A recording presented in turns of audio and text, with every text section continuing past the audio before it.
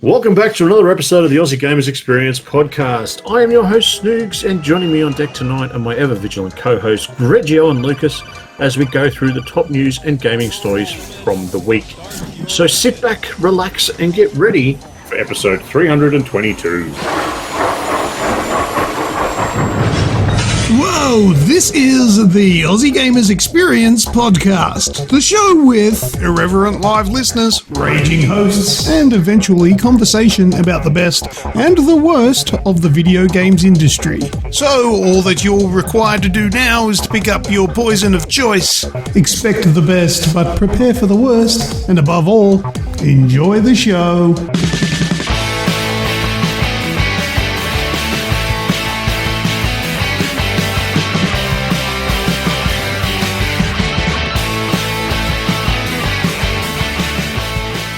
Thanks once again, everyone, for joining in. Before we get started, a quick g'day to Radicus and the Wraith, who have joined us live in the chat. How you doing, boys? Hope you're having fun. Luke, how are you, mate? I'm good, thank you very much. It's not too many people in the chat tonight, but we have mixed things up a little bit. It's Thursday. We normally record on a Monday night, so there's a few people unavailable tonight. But that's fair, because it's Thursday night, not night shopping. Oh, I forgot about that. Oh, well. Oh, well. Those that matter are here. The other ones matter too, but they're not here. So the ones... They're just... Backpedal. Greg, how you travelling, mates? I'm not too bad. Kicking along. Yeah, we've... The weather's warming up, so that's nice. Nice. God. Hate the heat. Oh, speaking of the weather and the heat, my dog decided to chew the cables of my air conditioning unit outside. Yeah? Yeah, so that was nice. It stopped working. The air conditioning, like the inside bit of the aircon split system was working, but it was just like air. It wasn't cool air, it wasn't cold. And I went out there and I saw all these teeth mark in the wires. So to fix the problem, I had to dig a hole. And you might be wondering, how does fixing the problem dig a hole to put the dog? The dog's in the fucking hole. Nah, I'm just kidding. I didn't kill the dog.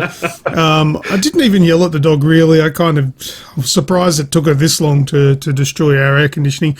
But there was quite a fair bit of extra wiring, so I chopped a bit, spliced them all back up, used a ton of electrical wire so shit doesn't explode, because it might be a surprise to all of you guys. I'm not an electrician or have any sort of experience in that field, and probably shouldn't have been playing with that stuff. I did turn the power off to the house. That's a start, yeah. I did do that, because I didn't want to die. Spliced it all back up, wired it up, put a plastic cover over the top of it so it can't chew it again, and it worked. First try. So the air conditioning is working again in the... this is the older system in the lounge room, not my beautiful one in the office where I am now, but I fixed it. Well, that's good. Yeah, good job. Interesting story there for all the gamers listening. This is what happens when you grow up and have responsibilities, eh? Yeah, that's right. And fucking dogs. Yeah, I know. But I didn't even yell at the dog. I just kind of expected it. I'm just like, yeah. Kind of what they do. Yeah. That's understandable. You're a stupid dog and I love you. Goose. That's a dog. Well, boys. Happy Next Gen Week as well. It is the next generation of console gaming where they take that extra step closer to being a decent gaming system. Little steps. Come on, give them that. Little steps. Yeah. But they are baby prices compared to what I'm talking about, PC. It's probably only a third or a quarter of what my PC costs, so fair's fair. I think that's a fair start to it. All right, well, let's see what we've got in the show this week. We've got some Watch Dogs. For VALHALLA, the Xbox Series X and S, and of course the PS5 have released this week. Spidey Shoes, Xcloud and Oz, Dead Westies, and a few of our other games thrown in as well. So let's jump into it. This week in gaming, I remember to do it this week. Yay! And I haven't had it all afternoon. I've been driving all afternoon and I still remembered it. 2008, we saw the release of Mirror's Edge, published by Electronic Arts and developed by EA Digital Illusions. Now, I believe all of us here have played Mirror's Edge. Played it a little bit. I remember the first time I saw Mirror's Edge. Hmm. It was at your place. You just moved in with your not then wife, but girl. Well, she became your wife, but your girlfriend at the time. Yeah. And you had that big 80-inch rear pro in that Oh. tiny little lounge room, right? This thing was like the biggest thing in the lounge room, and we had the lounge sitting across from it, and the room was so small, and the rear pro was so big that when you sat in the lounge, it took up your entire field of vision. It was like being at IMAX. And I remember Great. watching you play. You played, and you were running along. And the first time you missed a jump and fell off a building, I swear to God, I thought I watched you change color. Oh, You were going to vomit so hard. All right. Well, just remember that we've got the Wraith in the chat listening to us live right now. Every single time you say the word rear pro, he's giggling like a little girl. No, I can hear him shouting out the word prolapse from here. Rear pro. You're a rear pro. God. Rear projection television for those playing at home. Those things that we had before flat screens. That was a great TV. Dude, that's still a big ass TV screen, even now. Like 80-inch. That was massive. No. It was only 60, but What was the 60? Oh, it was the MW60, wasn't it? MW60. Yeah, it was a absolute behemoth. We sat that close to it that let off that much heat. You could probably cook marshmallows on it. But, it was middle of winter and we're like wearing shorts and a singlet. Yeah, it's just toasting away. Back in the days where you could actually play a video of an open fireplace and get the extra effect of the heat coming off it. Coming off the screen. Yeah, that was true 4D. Yeah, that's right. But yeah, funnily enough, that's all I remember about Mirror's Edge. I ended up finishing it. I didn't finish it until much, much later on. You had a moment to compose yourself. Every time I played it, you'd drop, and you'd lose your stomach halfway through it. So it was a lot of fun, and I always thought there was going to be more, but more. Who knows? Yeah, like they were going to make him into a series. They made a second one, right? You made a second one, right? Did they? Well, there you go. Catalyst. Catalyst, yeah. I do not remember the second one at all. Yeah, Mirror's Edge Catalyst. It was the sequel. Yeah, that's a thing. I actually think it's on Game Pass, isn't it? It's on EA Play. Or maybe it was. Or either that or it was a Games with Gold game. It was given out at one stage. Possibly. I played the first one, and I played a little bit of the second one.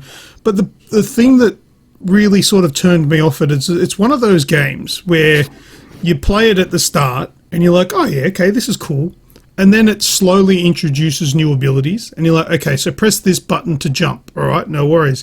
Okay, now press this button and wall run, and then jump off here, and then press this button to attack, and then it'll unlock something else, and it just keeps compounding. You're like, my brain's going to explode trying to remember all of these combinations of buttons to press, and it just got really convoluted, and I'm just like, oh, this is just like just messing with my brain trying to remember what to press and when. You've got to slide, you've got to jump, and now I'm experiencing almost the exact same thing with Ghost Runner. It's a very similar game. Like it's a different genre with the same sort of control scheme where it just keeps adding things, and it really makes you concentrate so you can press the right things at the right time. And that for that game kind of turned me off. So I never really played more than maybe the first hour of both of them. Fun fact too, though, before we get onto it. That stupid TV that we were talking about earlier. I was sitting. Oh yeah. Our old one. I was sitting on a exercise bike, playing a motor racing game, and threw it into a corner and fell off the exercise bike. So I stopped playing games on it. Not longer after that. It was one of those things you screw my head badly. Just gave up on exercise altogether. It's too dangerous. Yeah, too dangerous. Yeah, start throwing your back out doing exercise. I don't know. And what happened? I crashed my bike. I didn't know you rode. It was an exercise bike. Yeah. All right, let's get it talking into games. Mandalorian Dreams. I spoke about this last week before. Yeah, last week. Whatever. I think I had a go at you and said, no, you're not allowed to talk about that. Yeah. It's not all that crash hot. It's garbage. It's yeah. Is it a good effort? Just it's a very good effort. Yeah, but lots of the controls are bad. That's what I've experienced with every single game on Dreams. If anyone's wondering, Dreams on the PS4.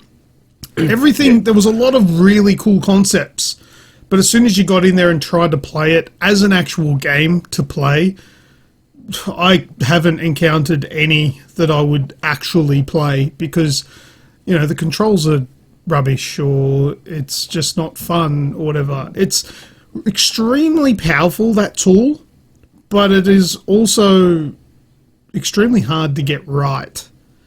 Yes. And that's where it is. It's the controls were very much sort of flailing around, kind of like the Fall Guys, how they kind of run.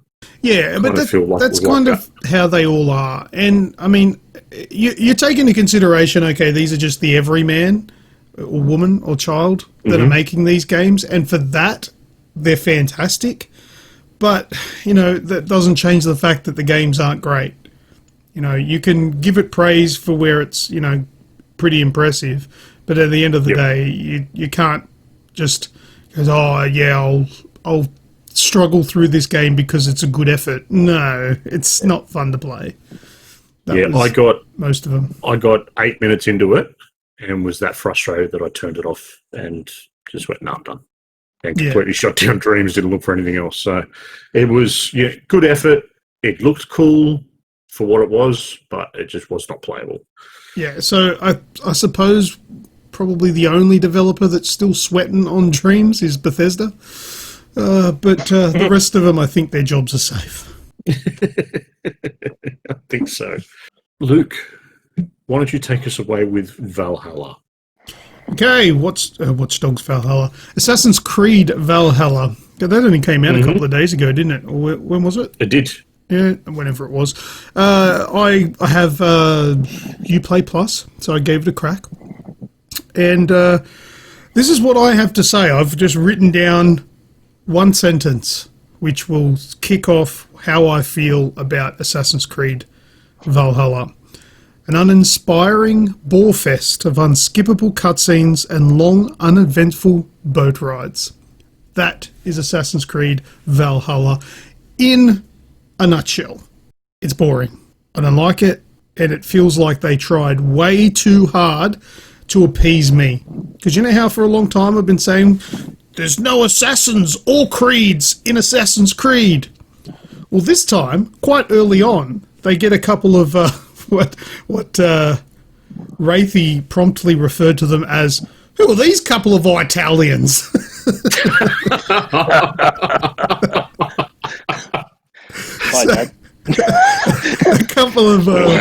A couple of guys enter the scene, and they're quite obvious that they're assassins. And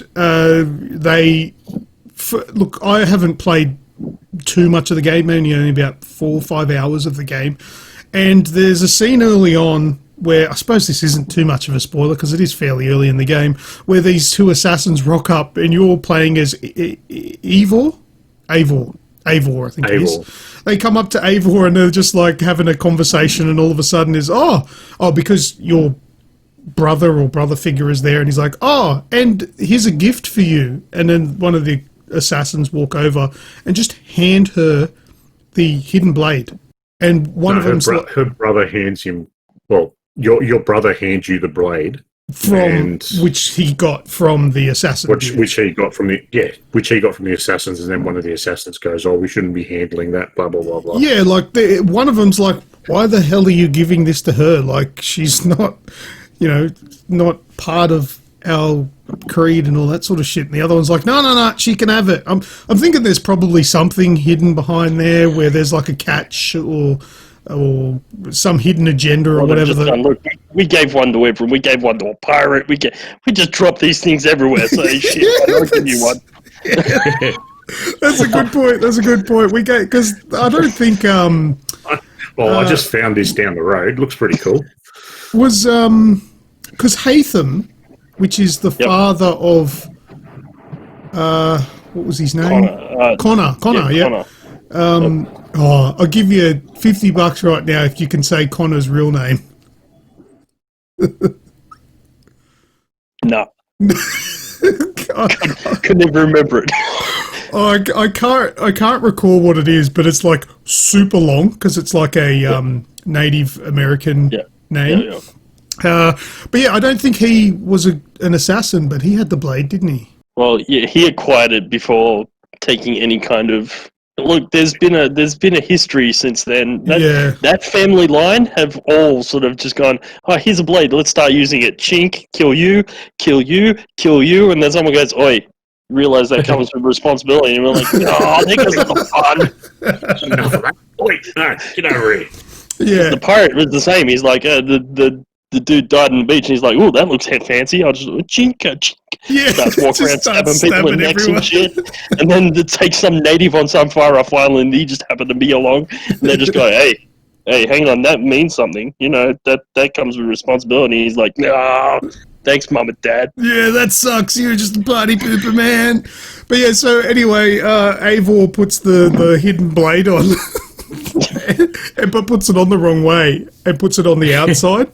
And the other dude's like, oh, that is not the right way. You're supposed to conceal it so other people don't see you. And then she takes the piss and goes, I'm not making the same mistake you idiots did. And then it looks at their missing finger. Yeah. That is not a mistake, it is by choice. Yeah, whatever. But anyway, there's a couple of funny things like that where I just feel that they sort of overemphasized the assassin aspect because there probably has been a bit of an outcry that aspect is being quite absent in the previous games. But another thing that I noticed that is absent is the whole animus thing. I haven't had anything to do with the actual animus, except for the fact that when you start the game, you can pick male Eivor or female Eivor, or let the animus choose for you. But other than that, there is no animus so far. Like, there's no introduction to the animus, which is, for those that don't know, the animus is kind of like the Matrix simulator thing, where you go into this machine and it pipes into your bloodline, and then you sort of relive your ancestors' stories, which is essentially what Assassin's Creed is. It's you're reliving an ancestor of yours through the years. The animus is what plugs into Michael Fassbender's back. Yeah, the animus is the thing that either makes this game or breaks this game for you. Yeah, you're either all in for it, or you're just like, this is the worst part of the game. Well, yeah, I wouldn't want some long, drawn-out sequences where you're outside of the animus, but at least those bits sort of explained, because newcomers probably don't know anything about the animus, and there's no mention of it really what it is. But yeah, there's nothing like that. There is a link to it when you die. It says desynchronized. Desyncing? Yeah, it says that. Which would make no sense if you don't have no context. No, I don't think it would make any sense to people picking up this game and not having played the previous Assassin's Creed games. Another thing as well, back with the previous games, if you just ran around and slaughtered innocents, you were desynchronized, because that's not how that character lived out its life. It was not killing innocent people. That didn't happen here. I just went around and slaughtered as many people as I could for fun, and it just let me do it. Viking. Well, yeah, okay. I think if you didn't get up your quota for every hour of villagers killed, then it would probably desync. So you're actually, right. Desynchronizes when you start skull fucking them. Well, when actually that is an ability you can unlock. So yeah, that's down the line. Another thing as well that I can't remember what I was about to say. I don't know. It must have been so important. Oh, I made a video on it, which is available on our YouTube channel. Links are in the description. But I did a video just showing off how it performs on a 3080, and spoiler alert, I killed Santa Claus in it. so go and check out how that ends with Santa Claus's death. But look, there's a lot of boat rides. You get on a boat, your crew will sing a song or tell a story, and then you will sail for a very long time. And it also gives you the ability to just have it auto sail towards your like marker, like the destination marker thing. So I was playing it last night, and I literally had to sail 3,000 thingamabobs. I don't know what unit of measurement it is, but it was 3,000 of them. And I literally just set it to autopilot and just sat there on my phone for probably 5 minutes while it just... These idiots rowed this boat, or it was a sailboat as well, I suppose the sails come up, and sang songs. And I was just looking at Reddit on my phone and posting shit in random on Discord. This is how engaging Assassin's Creed Valhalla is. Cool. I wasn't having fun. I'm so far enjoying it. Okay, well, let's hear this different side of the coin. So far, but I think the big thing is that I should enjoy Assassin's Creed just for the story. I very much like and have researched the history of the Templars and what they did with throughout history. So I should really be engaged in the story, but certain elements of the Assassin's Creed games in the past have annoyed me. And one of those things, funnily enough, you said it before, Greg, was the Animus. It's either a breaking point or a selling point. And for me, it was just a breaking point. Because I haven't had to have that section of it, it's just been at the moment for the way that I'm playing it. And I've got a few things on at the moment that I'm juggling, so I haven't played a lot of Valhalla. But it's just a Viking game. So I'm enjoying just raiding villages and cutting arms off and just being a Viking. But what about the constant, incessant cutscenes? They are excessive. I think you wrote somewhere in the chat that, what happened to some dialogue in the background while there's gameplay. Yeah, so this everything stops, and it stops dead, and then there's a cutscene, and it's not a little cutscene either. Most of them are quite extensive. Yeah, and they're very much early on, and okay, it's going through and it's setting up everything, but they compound them really close together, and it gets to a point where it's like, yes, I'm playing. Oh, here we go again. Yeah, yes, I'm playing. Like, and then that's exactly right. That's exactly my thoughts. Where you think, I just want to get into a bit of gameplay here. I think it is important to set up story early so you understand the direction that you're going with your character. But it's also very important to give the player a sense of the game early too, because I was like an hour or so into the game and I'd played probably for, and this is only a guess, this is for a maximum of maybe 5 minutes, because it would keep taking control off me. And I think in the industry they refer to as being on the stick. And I think as a game developer, they should prioritize keeping you on the stick, which is deliver the story while I'm playing. Don't take it away from me unless it is a serious cutscene of a major event that's going on. Then make me stop and pause, or as a moment of like a breath to take your breath. Like after a serious, intense sequence of gameplay. Okay, a cutscene can be welcome because it's like, all right, I can calm down a bit now. I made it through. It's a bit of a breather. But when you're constantly making me sit there and watch when I'm itching to go, that turns me off. And I think I'm done with Assassin's Creed Valhalla, and that's a shame if it does turn into a good game. But I have cheated a little bit since, and I've watched some reviews, and apparently it doesn't get any better. Depends on who you ask.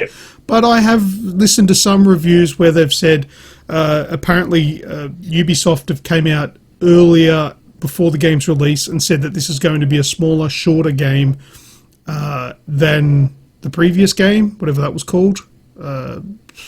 Origins or something. No, not Origins. No. Whatever. Anyway, the previous one. Greek one. What's that? Was it the Greek one? Odyssey. Thank you, Wraithy. Odyssey. Yeah, Odyssey.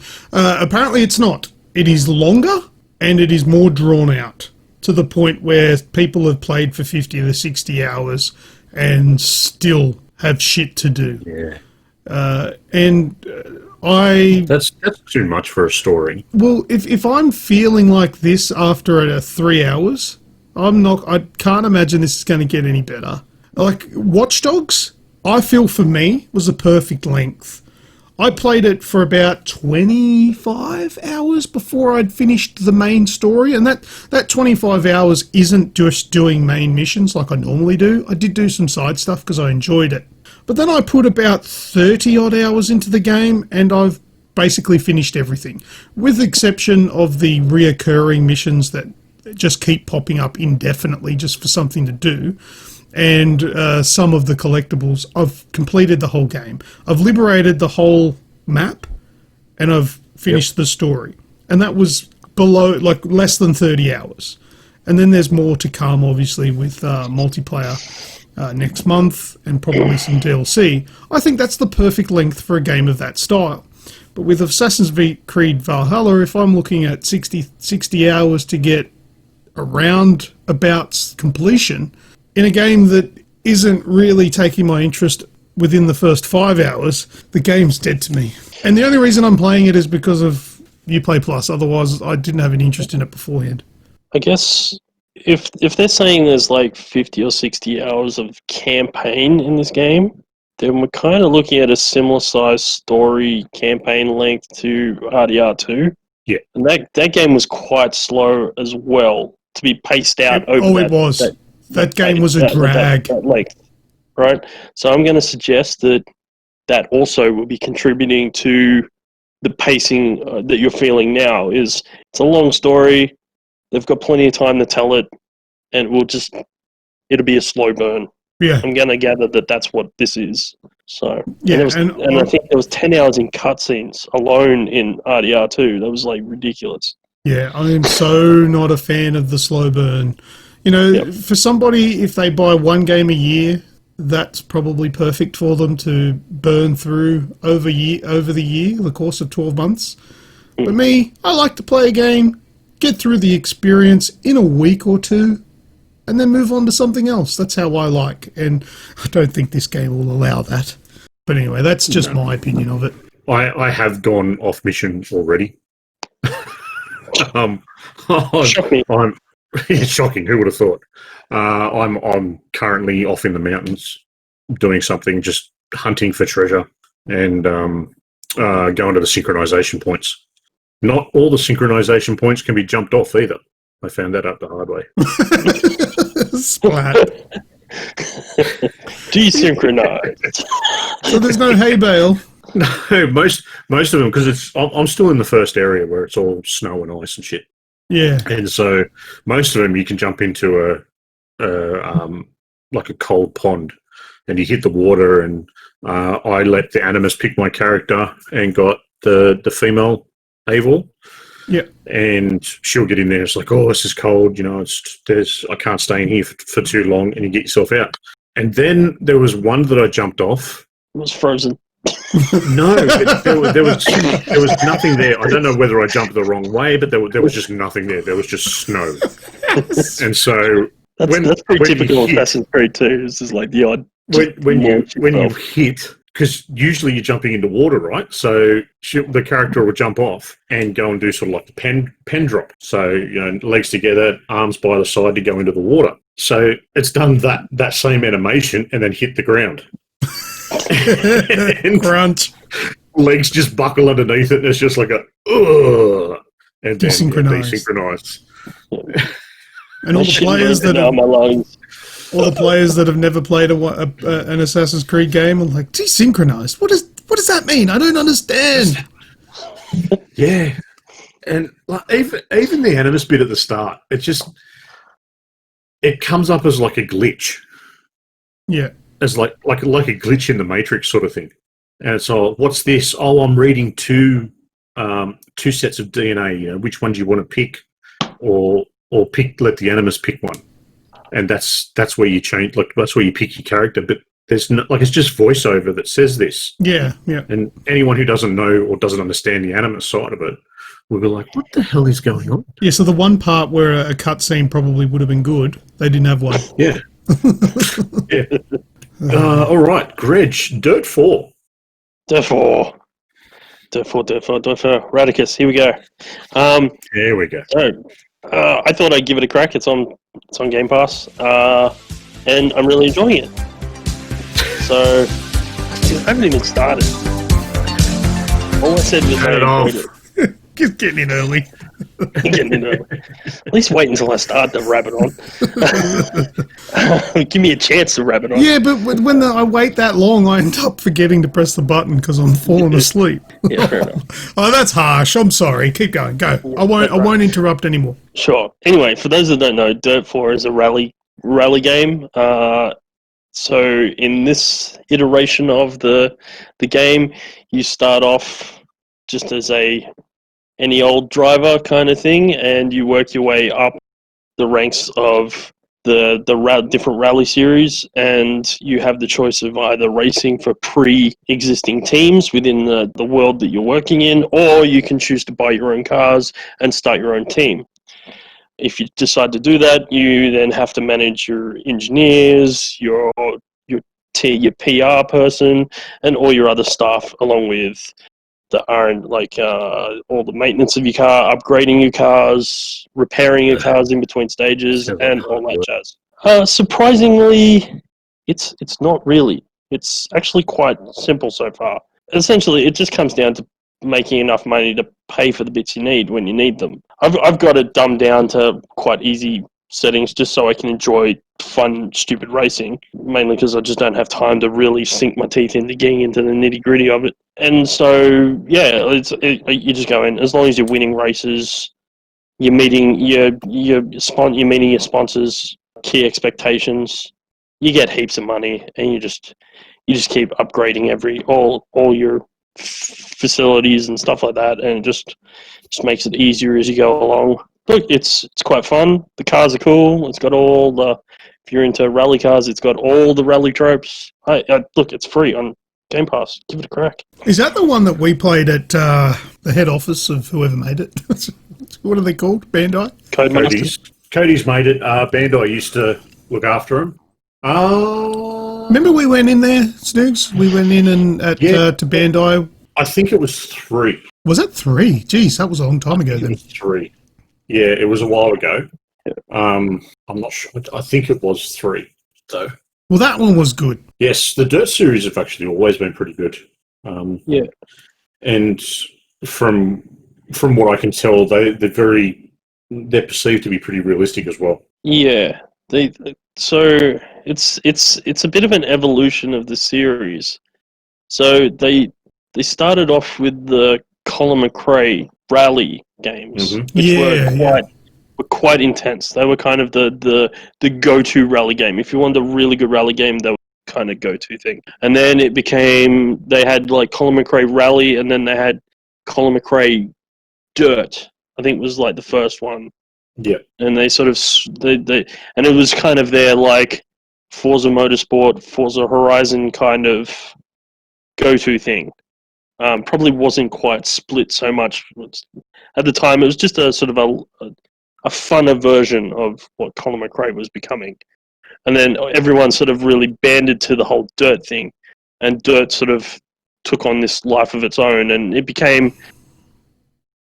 was still a very grassroots, sort of steeped in the whole rally thing, but it was just a bit more fun and a bit more less realistic, as in, it didn't necessarily follow championship structures. Like it's not like a Formula 1 2020 game where you have to compete in the Formula 1 championship. It's not the WRC. You're not racing in the WRC. You're just racing different categories of rally with some iconic cars. They've always been lots of fun. Was there like some controversy around the Colin McRae name after he died? Was that why they dropped that, or? I think they just lost the rights to it. Yeah. Okay. Yeah, obviously once his family took over the state, so to speak, they removed Colin McRae from the naming rights. Yeah. Okay. And also, it's kind of, there's this kind of like a thing about relevance as well. I'm not saying that Colin McRae isn't relevant. He was an incredible driver, but there would be a whole generation of kids that are coming through and playing this game and go, Yeah, they wouldn't know who he was. Colin McRae. Yeah. So there's also a level of relevance involved. Well, Greg, keep on going, mate, with West of Dead. West of Dead. All right, so this was an interesting one. I think I played that. It's like an isometric view twin stick cover shooter is the best way I can describe it. That's what I went in understanding it to be when I first started playing this game. You play as like an undead cowboy. Well, he's kind of in limbo, I guess. Yeah, I did play this one, yeah. And you've got to go around and get your way through sort of mazes and get to the next checkpoint in an effort to push the story along. There was a couple of things I really liked about it. I like the art style. It's a very, it's the guy I'm thinking of, the graphic novelist that did like Sin City and George Miller? Frank Miller. George Miller did Mad Max. Frank Miller was this. All right, so yeah, it's kind of very Frank Miller style. It's black and white, and it's got it'll have like one defining color feature of each thing. So it's predominantly like black, white, and red. Or like some of the portals would be like have a blue to them or something like that. But essentially it's a black and white sort of scenario, which plays with the whole game mechanic of there's darkness and light. You can only target enemies that are in the light. So it's all about trying to extend the light. Where it started to come undone a little for me. Oh, also another thing I liked is Ron Perlman does the voice of your character, which is amazing. Sign me up. Yep. Right. I knew I'd have you won over. The same reason that I was like, oh, sign me up. Right? Pat, you'll play it for 5 minutes and go, fuck this, and turn it off. Yeah, but if it's on Game Pass, I'll turn it off and delete it then. Yeah, so this is where it started to come a little unstuck for me, because the next bit I really wasn't ready for, and I really was unaware of where this game was going. So I started the story.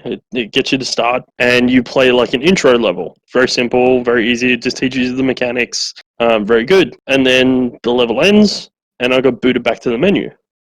I was like, that's odd. And up on the screen, it's got, in the background, it's got chapter 1, and it says, start new run. And I'm like, okay. So I pressed play and thought, obviously the intro was separate to the rest of it.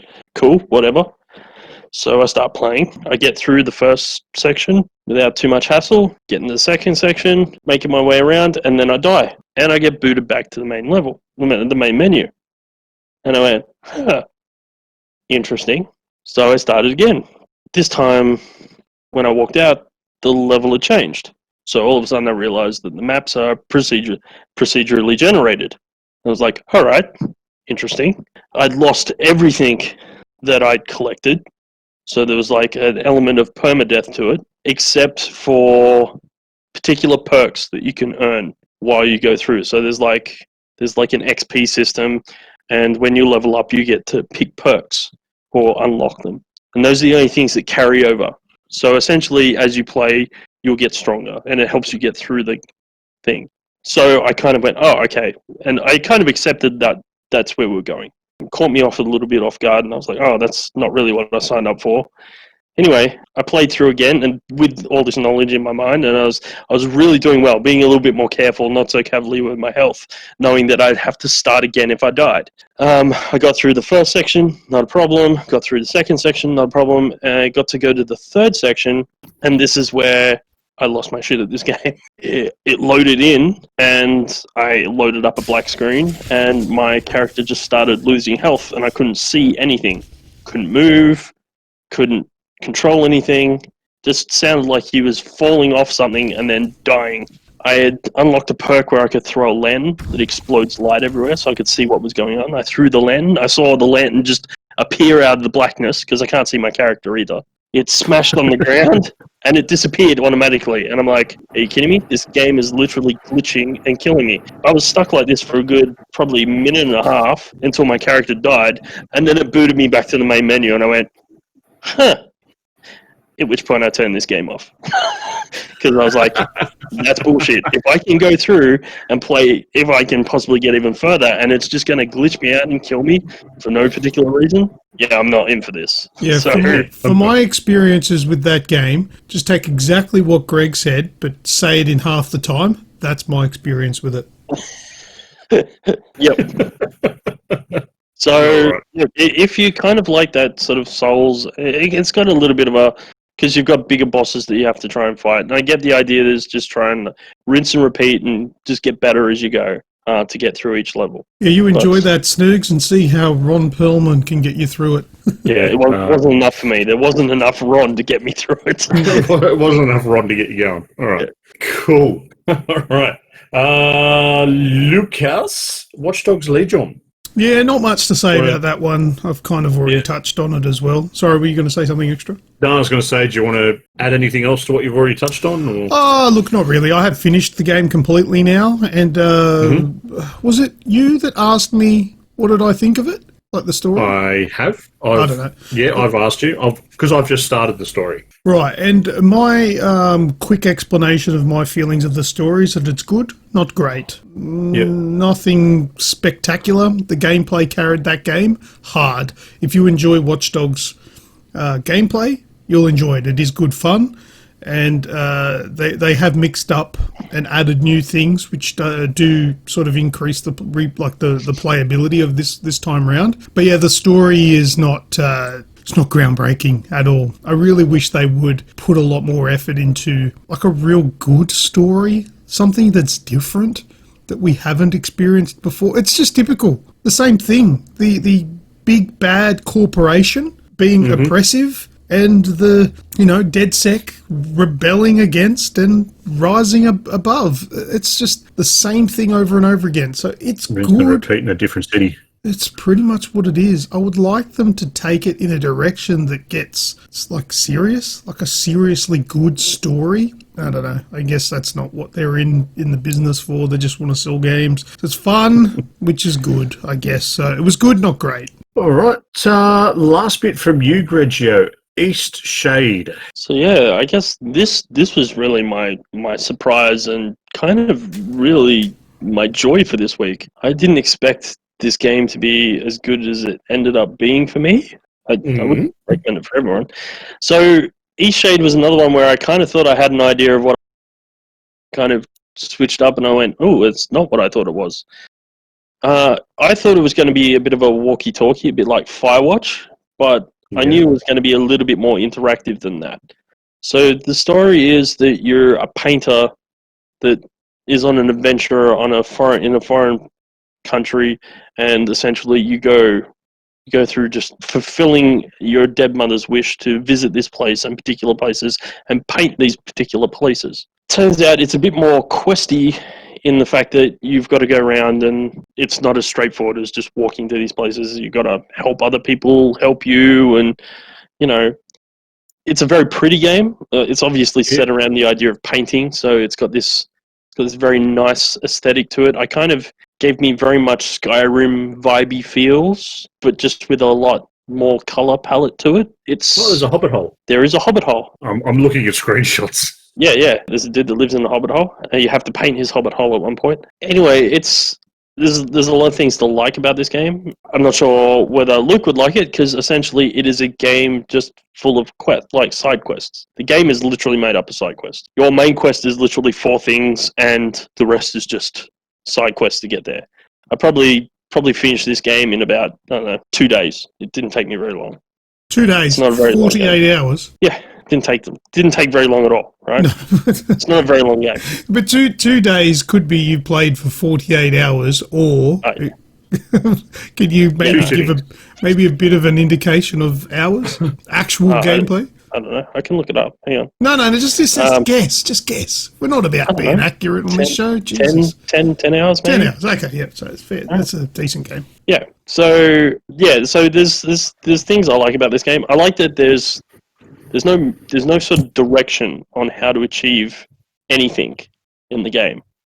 So you get off this ship, and all you know is you've got to find these 4 places. You're given a pretty rough description of what they are, but that's it. There's no quest markers. There's no anything. right? You just got to explore and go walk around. They got some clever ways of kind of constricting how far you can travel to begin with. So apparently Ishe gets really cold at night, and in the beginning you don't have any warm clothes. So what happens is if you go walking and say it starts to get late, what'll happen is your screen will start to freeze over and it just says, I need to get inside. And it will fast travel you back to the last place you slept. And that really stops you from exploring too far from the town you start with until you're able to progress further into the game. And you're able to get warm clothes and stay up all night and, be, a troublemaking painter. But yeah, I thought that was a clever way of doing it. And I really enjoyed that. But other than that, it's just a very pleasant, easy playing. Like I said, it's got the aesthetic is very Skyrim. It's not set in the same time. It's kind of a weird time setting. There's penny farthings, but then there's also like this sort of field, like could be like ancient Greece in some places, kind of thing.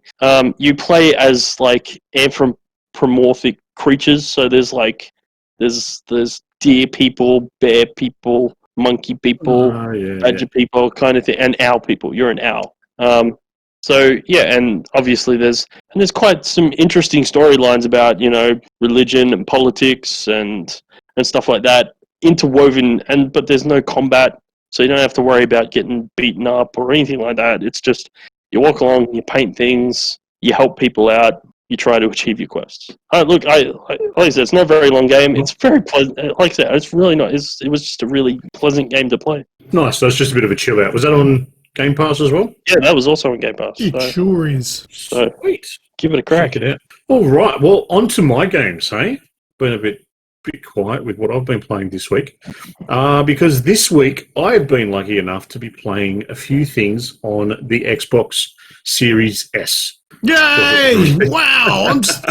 Oh my goodness! Wow! Man, who would have thunk it? You are so it was lucky, released, man.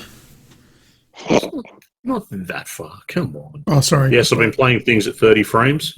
It's been great. The Xbox Series X and S was released this last Tuesday. Of course, there was a big thing Monday night where Xbox ANZ actually lit up Queenstown as Greenstown. That was pretty impressive. It looked cool. It was very cool what they did. I thought it was very well done. And when it comes to the release of the console, they very much shit all over PlayStation and what they did. What? PlayStation did something? Yeah, they lit they put the PlayStation symbols and made I think it's called the Sky Tower in Auckland. They made that blue. Boom. Anyway, I mean, both of the anything that they did was it's just advertising. Really, there was absolutely it wasn't necessary to do what Microsoft did, but it was just cool. It was cool. It was pretty damn neat. And it was just advertising. It was a showcase, but it was very well done. And thankfully, because of Xbox ANZ, I've had the Series S for about a week now. So I've been playing along with that and played a few things. So in the last week, I've played Assassin's Creed Valhalla, Watch Dogs Legion as well. I've also played Tetris, Fortnite, Ori, and Dirt 5, all on the Series S. Now, the games themselves, we've already spoken about Valhalla, spoken about Watch Dogs. Tetris, I found out that my wife enjoys playing Tetris, and she absolutely despises watching someone else play it. And boy, did I have a lot of fun with it, because I was just putting blocks everywhere, watching her go fucking batshit crazy next to me. It was hysterical. What are you putting that one there for? Exactly. It was just, left, turn around. What are you doing? It was great. And it's called Tetris Effects. I've only played a couple of different little games because essentially it's Tetris. Like Tetris hasn't changed in 30 years. It's not going to change now. And it's just there's a few more colours, a bit of a cool music, a bit of a cool background, but it's still this tiny little Tetris box in the middle of your screen. It's sorry to butt in here, but it's a Tetris Effect Connected, right? Is that the one? Yes. So you can play with other people, but when I played it, there wasn't really anyone playing it. at the time, so there was no other people that were on. You can see, you sort of go to a world map, and the world map is like a real-time map, so you can see where the light and dark side of the world is. Oh, yeah. And, yeah, so you can sort of move it around and see whereabouts other people in the world are connected to this map, so it's very cool in that sort of aspect, but like I said, there wasn't very many people on it, and so I couldn't really get into that side of it very much. Fortnite, 1080p, 60 frames, running with ray tracing on there. It's still Fortnite. It does look very cool with the ray tracing and watching the ray tracing work on a console, which was sort of like the be-all and end-all, but let's be honest, it's still running at 1080, and I tried it on both a monitor and on the big 4K telly as well. One thing I wanted to get your guys' opinion on ray tracing, because the ray tracing that I've seen on my PC, where you've got real-time reflections and you've got like images will show up in mirrors or groundwater, things like that. Yeah. It's pretty subtle, but you can tell it's there. Like it's a new thing that you can tell is there. A few things with it on the Series S, it kind of felt like I was watching a Michael Bay movie. Everything was just like, Lens flares. Lens flare.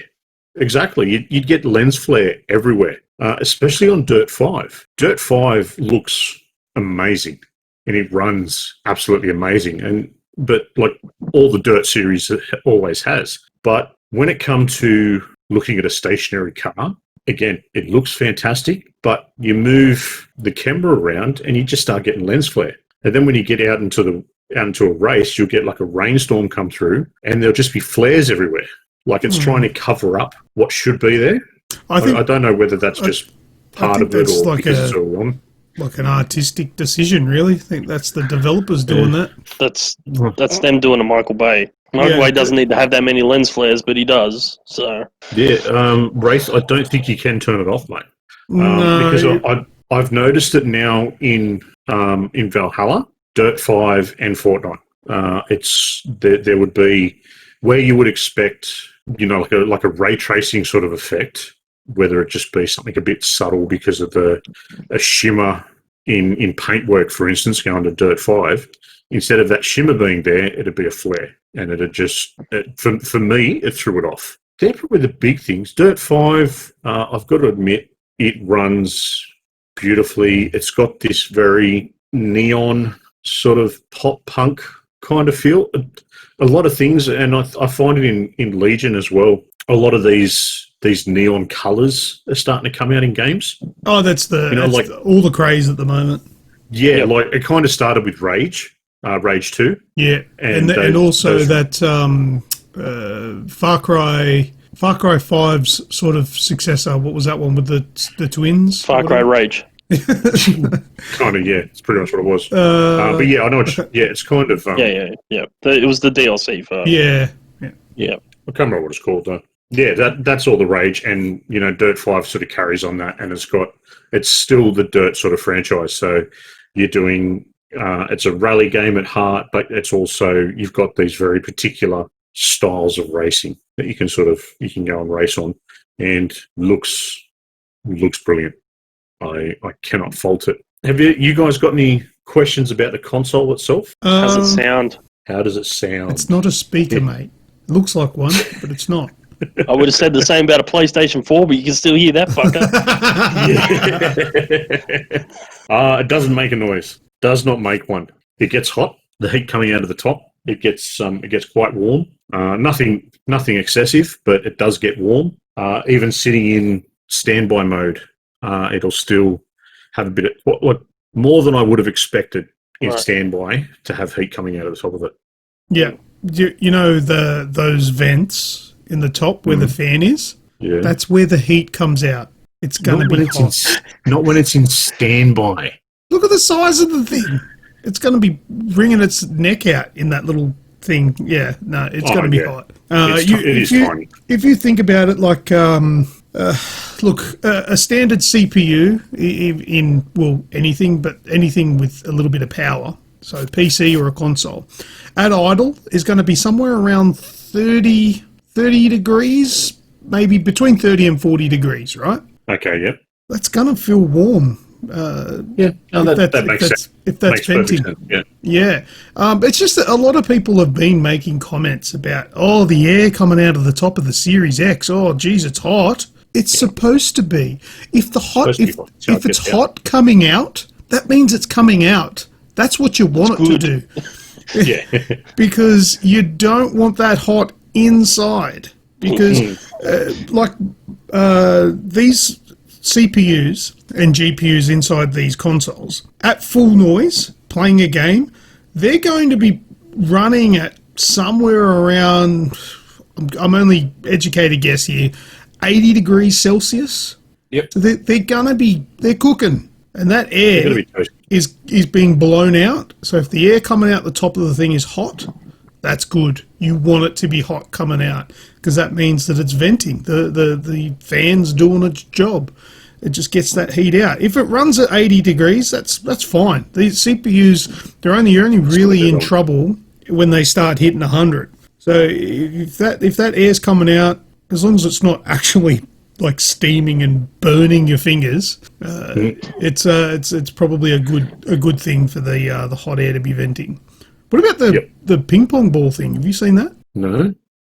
I don't know if it's true or if they've put like a more powerful fan inside just for lols and for the views. But I saw a video where somebody booted up their Xbox and put a ping pong ball on top and it floated on the air. Well, if that's real, that's sick. I want one just so I can do that. Imagine playing a game. Let me go get the ping pong ball. Imagine playing a game with like 6 ping pong balls just hovering on top of your console. That's a feature. I would advertise that. It is. Oh dear, but yeah, there's a video going around on that. But I'll have to look for it after. Look, I think I'm keen to give the Series S a try. I'm going to get it off you soon and give my 2 cents on it next week. But I'm excited for it, really. I haven't turned on a console in a long time. All of my consoles are packed away in the cupboard. I haven't touched them. So the user interface is going to be new to me because even my consoles haven't been updated because they're not plugged in. So it'll be interesting to see what the new user interface is, how responsive it is, how good the SSD is. I want to know how good the downloading is to see how quick, because I've got a gigabit connection here, so 1,000 megabits per second down. I want to see if this thing can swallow that load, so to speak, because my current consoles are only taking sips of that drink, and it sucks, which is why I hate them so dearly. But yeah, it took about 80% of mine, so load. It was. Yeah, it's decent. The write speed has been good. The SSD, while it's obviously better than a standard HDD, it's not groundbreaking. It's fine like the way it is. There's very few games out there that I ever actually had an issue with the load times on. Grand Theft Auto is probably the first one that comes to mind with load times on that. But yeah, everything else is... But, essentially what these SSDs have done for console gamers is reduce the amount of coffee-making time we have. Yes. That's not a good thing, because normally we'll be like, all right, I'll load this up and go and make a coffee and I'll come back. Now I don't even have a chance to flick the switch on the bloody kettle. Going to have to get one of those zip boil things and just have... I just put a straw in the bourbon. Oh, yeah, you can do that. Yeah. Just why bother making it? Let's get into it. So I'm putting together a couple more bits of video and showcasing that, and we'll have some final thoughts on it probably over the weekend. And then after that, I will put something together and give you my honest, groundbreaking opinion on the Series X. Stay tuned. Yes. All right, let's move along. What's That Sound is up next. All right, What's That Sound? Now, I think we covered off the last What's That Sound, didn't we? I'm pretty sure we did. I think so. Which was, I think, if I've got this correct, this one. Yeah, I'm pretty sure we gave away the answer to that. Jim, yeah. Earthworm Jim, what? Was We did. Dead Space, yeah. All right, anyway, I've got a What's That Sound? So I'm going to play a sound. For those of you playing at home that don't know what we're about to do, I'm going to play a sound. If you think you know what that sound is, then head across to our Discord channel. There's a link in the description, and you can put in the podcast general what you think the sound is. If you're correct, you'll get a emoji added to your comment there. If you're incorrect, we'll just say you're incorrect, and then we'll just all get on with our days, really. It's about the end of it. All right. Just a bit, yeah. Are you ready? Ready. Let's go.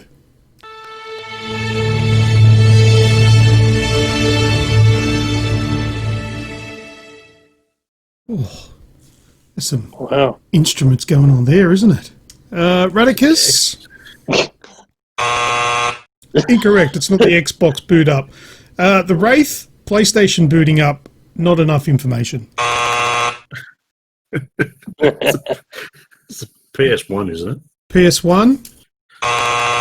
No. No, it wasn't PS1. Have you guys played the PS1 before? No, the PS1's got the one where it, like, does the tinkling noise, but that's only when it loads up the actual game. It doesn't. I don't think it has a load up sound. No, I don't think it did. A10 comes in with the. Yay! I thought I'd go with an easy one this week because you guys really struggle and don't usually get half a chance at any of these, and I figured I'd go on with one that was because of the was released today. Congratulations, A10, you got it correct. It was the. There was a few iterations because I think it changed a little bit when the came out, but that I believe was the original. I'll play it again because we only played it once, just for those playing at home.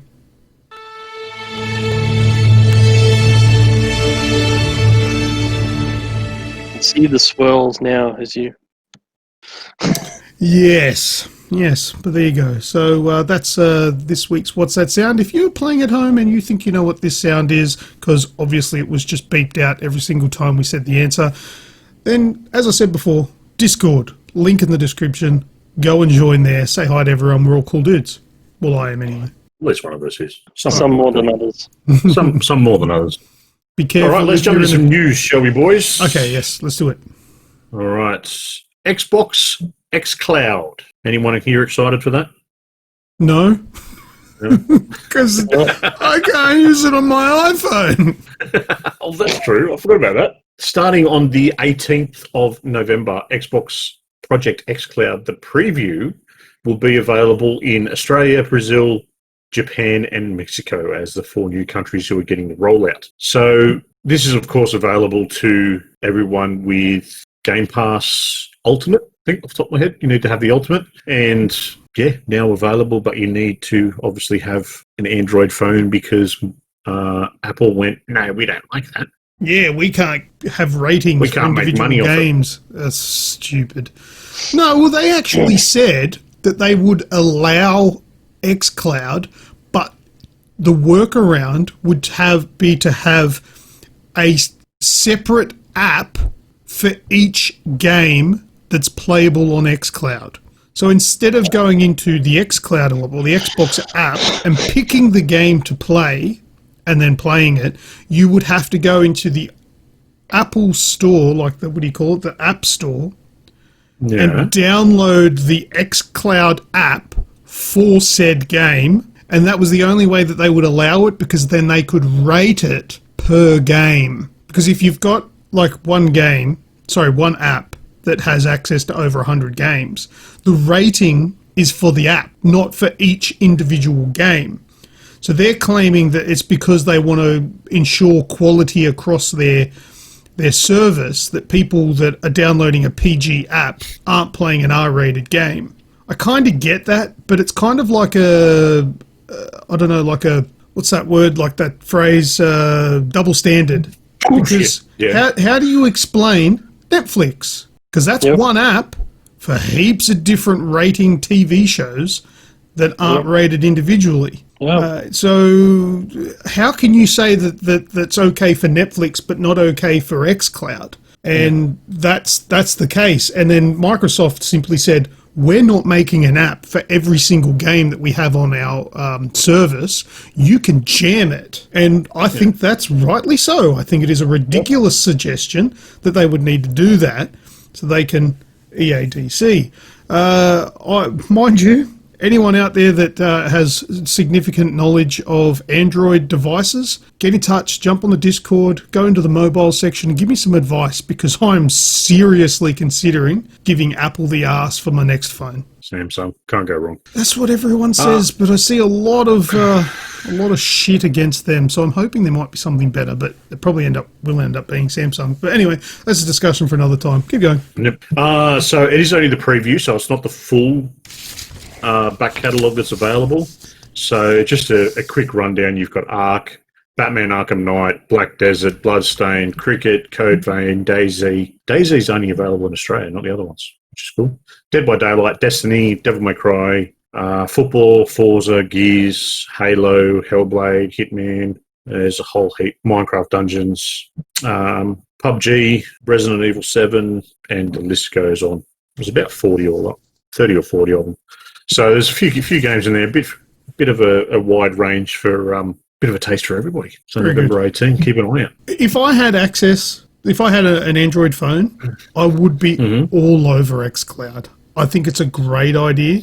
I mean, it's probably not something that I would use a ton because, you know, there's a lot of data usage when you're not at home. But there are a few situations where, like, let's just say, for example, come around to your place. We're playing some games, having some drinks or whatever. I can play with you online on my own Xbox, but on my phone. Exactly. There's a few good options for it. I think it's got some very good board meetings and weddings. But it has some really good applications, I think. It's just, I think the real selling point would be for a telco to get hold of this. I would imagine if any of them would be Telstra, because they've already sort of affiliated with Xbox. But if they have like a plan where you can have unlimited Xcloud data, my God, people would flock to that. Even if, like, because I currently pay $10 a month on my iPad to have unlimited Netflix. Even if they charged a premium, $10 a month, and it's play as much Xcloud as you like, the data does not come off your monthly data allocation. I think that would sell a telco over anyone else. Over someone else, yeah. Yeah, because like, how great would it be? Just, you know, you've got to pick up your kids. I go a little bit early so I can get somewhere to park, so I might be half an hour, 45 minutes before the bell goes. I usually just sit on my phone and watch YouTube. Imagine being able to just play an Xbox game while you're sitting there, and not just some mobile game, an actual Xbox game. That's awesome. Yeah, see, those ideas are really good. I look at the Xcloud at Xcloud in the lowest common denominator for them. Because, well, I work within the building industry, okay? Oh, yeah, okay. I've when I've gone onto site to go and have a meeting with people on site, the biggest thing was at the height of the Pokemon Go craze, right? I had to sign a waiver before I went on site to say that I would not play Pokemon Go while I was on site. This was a specific waiver that had to be signed beforehand. And it was because people were on site playing it and walking in front of, you know, forklifts and shit. And it was just, I just look at it as, unfortunately, we do have those people out there that will just lose themselves in it and, you know, become unproductive. And it's... So what were you doing when you smashed your car into the front of this house? Playing Forza? It's one of those things. For good reasons, it will be great. It'll be fantastic to have, you know, the ability, like you said, when you're hanging out with mates, you're waiting for the kids or whatever, to be able to do it. But when you do also have that element that is still very, you know, to a lot of people, gaming is still a taboo subject, where, you know, it's just played by sweaty nerds living in basements. Yeah, we all know that's not the case, but it's still a trope out there. Yeah, but this goes to rebuffing that, because it makes it more accessible. And that's all it is. It comes down to accessibility. Yeah, but that's like just like sort of like pandering to the whim of a fuckwit. But it's got nothing to do with being the whim of a fuckwit. There's always going to be a whim of a fuckwit out there. It's more about those people that are susceptible to it becoming a drain on society because every single waking minute they're playing games on their phone because now that's an availability to have, oh, I can play my Xbox, instead of being a social or being an active member of society. But if they're doing that at work, then fucking sack them and get somebody who can control their lives. I'm sure it's not an issue. And if Xbox takes that sort of stuff into consideration, I would think less of them, because that's pandering to the whim of a fuckwit. And I think we need to let the fuckwits drown themselves.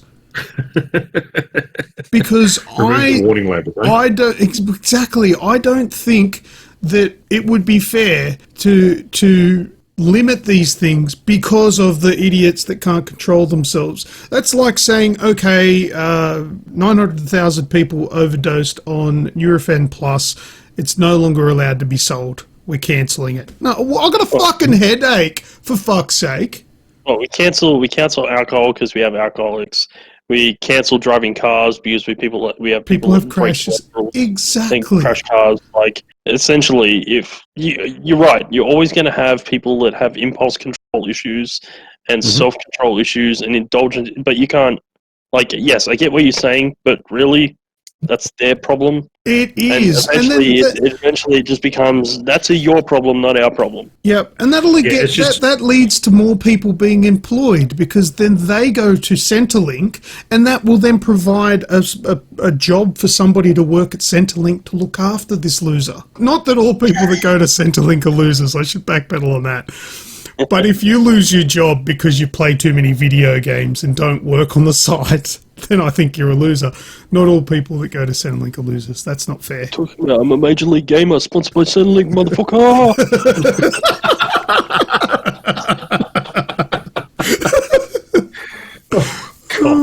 Look, I got a quick story about somebody I worked with at Centrelink. It made me laugh. He wasn't working at the time, and he was in Centrelink, and he walked behind the counter and just picked up their phone and started dialing. And somebody walked up to him and says, "You can't use that phone." He goes, "What are you talking about? I work here." And he goes, "You don't." And they said, "You don't work here." And he goes, "Well, you pay me, don't you?" This guy had a mullet. Yeah. To be fair, being on the dole and having a mullet gives you a sense of entitlement that no one else has. Oh, funny shit. I've said some things that I probably shouldn't have said in this episode, but let's move on. The joys of you editing it. Oh, Think about it later. But I just feel like if I edit that stuff out, I'm removing the funny bits. You know what? Yeah. I think I should stop editing out the things that I probably shouldn't have said and just wait. Like, nobody's listening.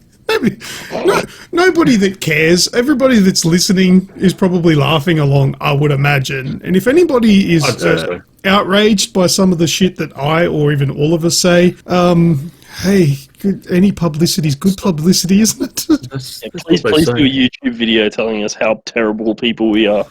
Yeah. Make sure that nobody goes and listens to it.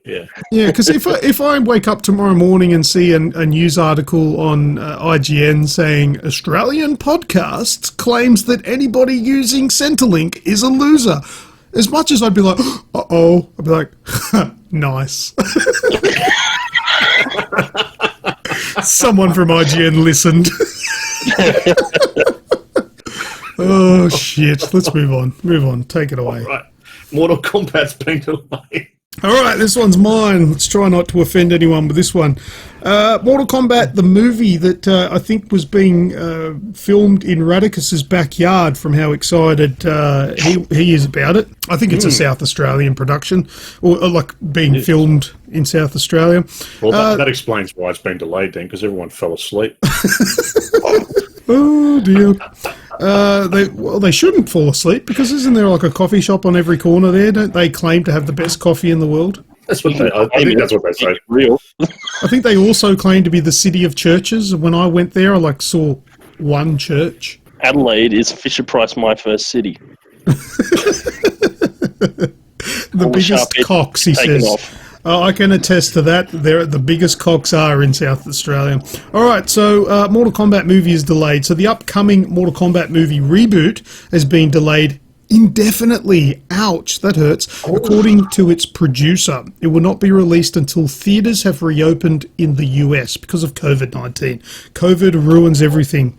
So the Mortal Kombat movie was originally scheduled to launch in March 2021, but that's not happening anymore, and there's no release date. It's going to have to wait until COVID subsides and the cinemas open it up. You know what? And I think that's probably a fair move because they're spending a lot of money on movies, right?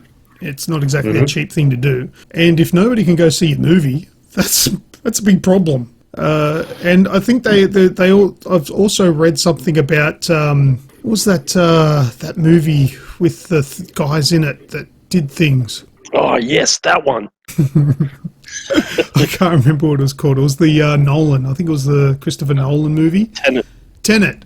Yeah, apparently that really sucked at the box office, but I think that was because nobody's going to cinemas, not because it's a bad movie. It actually looks like a really cool movie. But apparently it topped the weekend sales, but it topped for sweet bugger all. Yeah, that's the thing. So yeah, it might be top dog, but still really bad return. So they're holding off till people can actually go and see movies, which look, as bad as it is, it's probably not a bad idea. But yeah, that's it. There is a link to the article from IGN in the description if you're keen to go read more about it. As long as they don't put back Ghostbusters again. Oh, they will. That new Ghostbusters does look cool, eh? It does look very cool. It's better than the reboot. The fucking 80s cartoon series was better than the reboot. The one before the 80s cartoon, like the original Ghostbusters with the gorilla, was better. Oh, God. Yeah, okay. You know how we all love a good pair of gaming-inspired shoes? Yes. Love to make fun of them. This is a podcast for gaming-related shoes, all right? So, Insomniac, PlayStation, and Marvel Games have worked closely with Adidas to create the new sneakers that Miles wears in-game. What do they look like? Funnily enough, red and black. Who would have thunk it? Oh. They look like Adidas shoes that are red and black. It's really quite... Morales shoes. Let me see. I'm going to have a look at these myself. Oh, yeah, they're red, white, and black. They're just are they Nikes? No, Adidas. Oh, well, the ones I'm looking at are Nikes. Oh. Nike, because I've typed in Miles Morales shoes and it's come up with some Nike high tops. No, these are they're literally the completely same range. They're coming out in Australia. When is it? On November 19th. They're being released in Australia. If you want to go to adidas.com.au/superstar-shoes, I will give Luke the link to put down below. Okay, those were custom ones. Let me see. Yeah, Superstars. Oh, is this them? Called the Adidas Superstars Superman shoes. Superman? Spider-Man. Oh, sorry, Spider-Man. Yeah, I think I've found them. Let me just pop this in the chat. Sorry about people listening. Can't see this stuff, but you can come and listen to us live. That's them? That's the ones? Okay, they're ugly. The other ones are better. they're black and red Adidas shoes being released. Yeah, Superstar Spider-Man shoes they're called. $140. It's all well and good to see them on Miles Morales, sort of like standing on top of a city skyline with, wearing all black. But if I see those shoes in real life, I'm expecting the guy to be wearing a white tracksuit with the hood on, walking around sort of with his back hunched and shoulders forward, sort of walking around like looking at people like, what are you looking at, God? What are you looking at? They're wanky shoes. I thought you were going for the really big, red hair, red nose, makeup. Makeup? No, yeah, the Wraithy in the chat, yeah. Go to smoke, cuz? You go to smoke? Go to smoke. Hanging out the front of a petrol station. Hanging around the plaza. Standing next to a fat guy in a trench coat? No, that's different. No, then they'd look a lot cooler than that, I reckon. Yeah. I think that's it for news, boys. No, didn't I have something else? Yeah, I got another one. Did you? I got one. Did you? Oh, I only wrote one down. What's your other one? My other one's titled Oof. Oh, that was a news thing. Yeah. Oh, I thought you were saying a dick. Just thought you were making a noise. Someone punched you in the stomach. Oh dear. All right. So, Weren't we cancelling that word? Wasn't that going to go in with the other forbidden word? maybe, but this one's for actual. I'm not just using this word. It's like like in Parliament. If you use the word fuck with context, it's allowed. Not just swearing for the sake of swearing. Palmer, you fat fuck. That's context. No, that wouldn't be allowed. But Like that time when Radicus said the word drinky poos.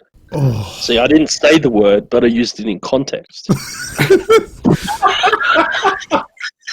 Yes, that works. Okay. okay, that I will allow, but not but not going forward. I'm the winner. That word can't be used in any context. Okay? I will allow it for that time because I think you're a bit of a sneaky prick then. But Grejio one. Okay. Yeah. there is no further allowance of that word. If you do utter it, you will be banned from everything, including the rest of your life, because I'll kill you. All right. Anyway, I'll go on with the news article here. Have a listen to this. So, kids game sensation Roblox meme famous death sound, a distressing and guttural oof or that will temporarily be removed from the game. Have you guys heard of this? No. No. Oh, get a load of this. EA is like getting a hard-on for this news article. The developers reached a settlement with the sound's creator, so at the end of the month, the sound will return as a paid add-on. Oh God. A new default death sound will replace it if you don't buy it. Wow! I think I'm getting arrested for using the sound effect in this. So, Just keep spamming that button. yeah, Might get someone here. as reported by VentureBeat, the Again tomorrow morning. Aussie podcast. all right. Anyway, that sound was created by Tommy Tallarico, who is the current CEO of Intellivision Entertainment. This Radicus's good mate. So the sound has spread widely through memes shared by Roblox's millions of young fans, eventually coming to Tallarico's attention. In 2019, Tallarico noticed the similarity of the sound with one he created in 2000 for a game called Messiah. As part of a deal between Tallarico and the Roblox Corporation, when the sound is reinstated in the game, it will cost players 100 Robux, which is about $1 to get it back. Tallarico will also develop other paid sounds for Roblox. So I guess he's not an astute businessman. He's a cunt. Well, so to be fair, his Intellivision situation is not looking good. So any money he can make off anything is probably good. yeah. So essentially, they're going to go and charge billions of kids $1. they've stolen the sound, or it's at least too similar to one that he's created for his game Messiah, and he's ordered them to take it down, which they've complied with. Yeah. And then they've come up with an agreement. All right, well, you pay me to have it in your game, and I'll allow it. And then as a bit of a compromise of like, well, we're not going to just pay for it. We're going to make our players pay for it. If you want to hear this, you have to pay $1. I mean, it's a seemingly minimal amount of money, just $1, but I still think that's a little bit rich considering it's been in the game for so long, and now all of a sudden it's paid DLC. Come on, Roblox, suck it up. Yeah. Surely they've made enough to say, here you go, here's some money, go away. Yeah, I would imagine so, but that's not the case. So in true fashion or sense of the sound effect, this is a definite moment. Yeah, come on, Roblox. Yeah, that's The Intellivision got pushed back. right there. What? The Intellivision got pushed back to next year, didn't it? Didn't get released. I don't think it's out yet, no. Radicus will tell you. Yeah. But the link to the Kotaku article that I lifted that information from is in the description below. You can go and check it out if you want more info. And the soundbite can be purchased for 97 cents. I just flogged it off YouTube.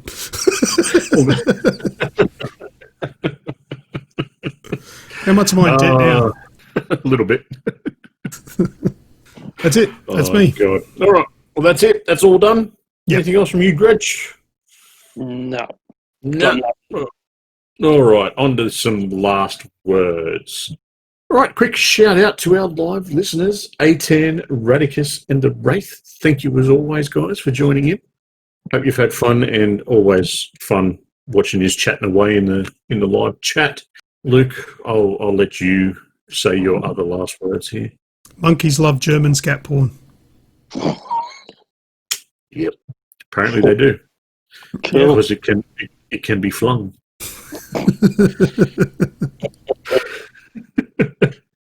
Anything from you, Gretch? I'm not sure how to follow that up, but you know what? Be good to each other for next week. Just for the next week. After that, you can go back. After that, wait until I find. I'll work out something for you to do next week on Monday. So I love the fact that Xbox had to come out today and literally said in their tweet, "I cannot believe we have to say this." Oh, no. But please do not blow vape smoke into your Xbox Series X. Oh, that was so dumb, hey? Oh, it's overheating. Yeah, all these people were blowing vape smoke into it and going, "Oh my God, look, it's going to set itself on fire. It's going to kill me. Xbox is shit." You see, the thing Really? that gave away that I knew that was fake is that I know that electrical devices, if they like overheat or burn out, they will not give off that much smoke. It'll be a puff of smoke, not even thick smoke. It'll be a puff of smoke that you'll probably smell more than see, and that'll be the end of it. And it just won't turn on. But for that much smoke to be coming out, I knew that was fake.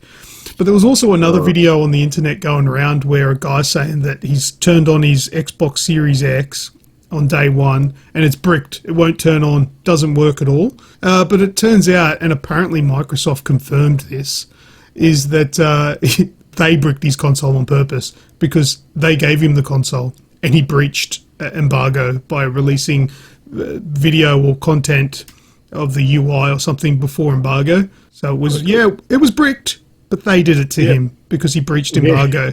And as far as I'm concerned, if you miss out on a $750 console for breaching embargo, that's a hell of a lot better than what the punishment could be. Because some of the embargoes that I've read, they're talking up to $50,000 in fines. There was one that you and I had to sign, which was $250,000. Wow. Do you remember what that was? I can't remember what it was, but it was like a... I remember the Tomb Raider. There was one of the Tomb Raider ones that was pretty severe. Yeah, this one was... It was a PlayStation one, but I can't remember what it was for. Maybe Uncharted? Lost Legacy, maybe? I don't know. But yeah, some of them, the terms are just like not worth it, man. Just...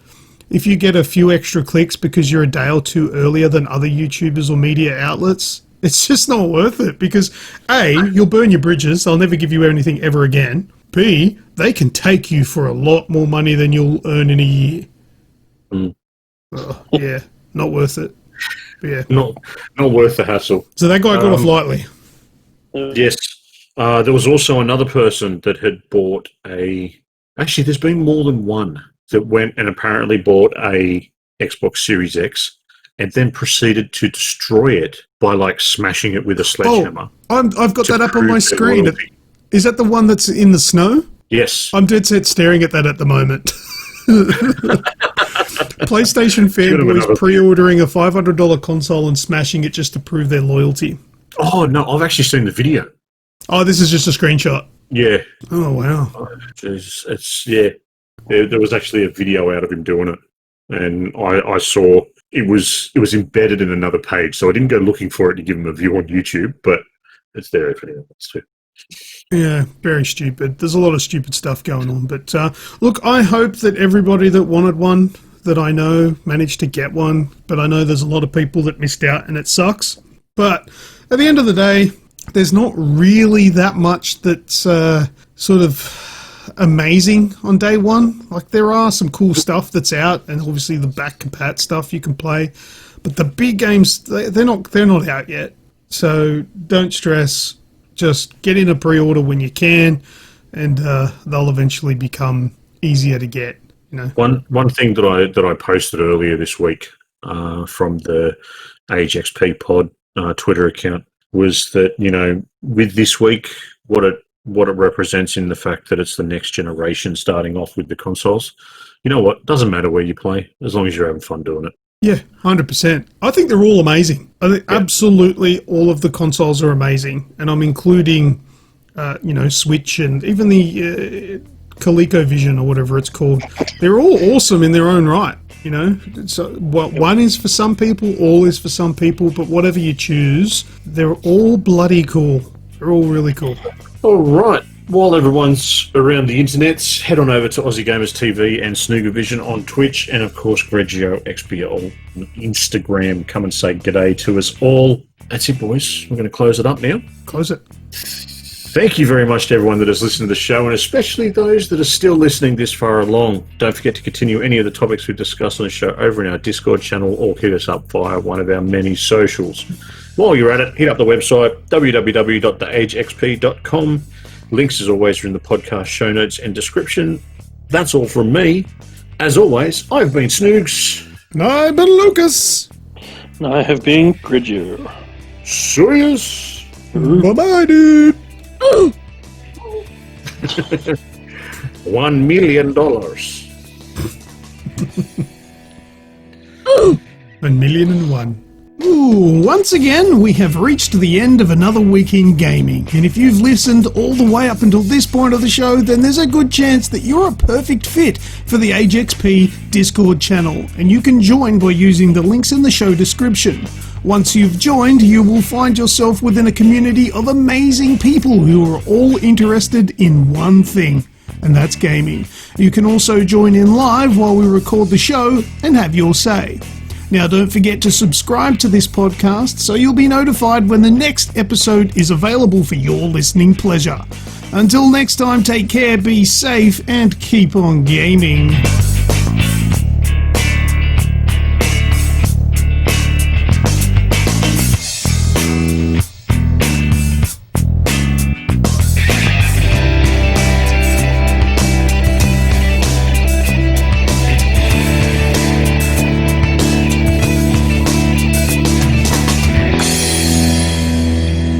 Snoogs, in all of his excitement, I've got to tell this story. In all of his excitement, takes a screenshot of his order receipt thing, because he's purchased it online. Takes a screenshot of it and sends it to me.